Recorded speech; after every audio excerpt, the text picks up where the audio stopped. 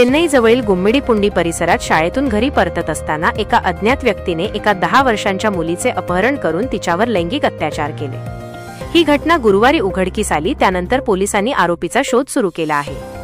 पोलिसांच्या म्हणण्यानुसार ही हृदयद्रावक घटना सोमवारी मुलगी शाळेतून घरी परतत असताना घडली। आरोपीचे वय 20 ते 25 वर्षांच्या दरम्यान असल्याचे सांगितले जात आहे। आरोपीने गावातील रस्त्यावर मुलीचा पाठलाग केला, तिचे तोंड दाबले आणि झुडपात ओढून नेले। पीडित मुलगी आरोपीच्या तावडीतून कशी तरी सुटण्यात यशस्वी झाली आणि घरी परतली आणि तिच्या आजीला कळवले। त्यांनी जवळच्या पोलीस ठाण्यात पोलीस तक्रार दाखल केली। मुलीला तात्काळ पोन्नेरी सरकारी रुग्णालयात दाखल करण्यात आले आणि नंतर चांगल्या उपचारांसाठी चेन्नईतील सरकारी रुग्णालयात हलविण्यात आले। मुलीच्या कुटुंबाच्या तक्रारीवरून पोलिसांनी भारतीय दंड संहिता (IPC) आणि लैंगिक गुन्ह्यांपासून मुलांचे संरक्षण पॉक्सो कायद्याच्या विविध कलमांखाली गुन्हा दाखल केला आहे। या घटनेचा व्हिडिओ सोशल मीडियावर व्हायरल झाल्यानंतर भाजपचे माजी राज्य अध्यक्ष के. अन्नामलाई यांनी याबद्दल तीव्र दुःख व्यक्त केले।